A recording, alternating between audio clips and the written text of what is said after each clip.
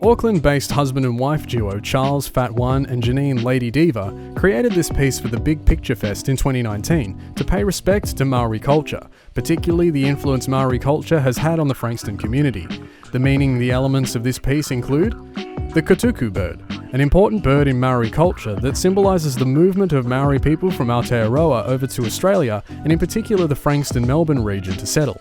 The colours. Yellow represents the warmth of the sun and its energy, turquoise blue shades acknowledging the nearby moana or ocean and the journey across the water. Flowers and leaves.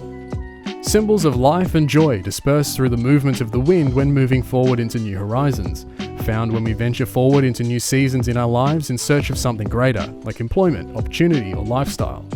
The Great Egret or White Heron, Kōtuku, is a local bird to Frankston, Melbourne, especially with a lot of creeks and wetlands nearby.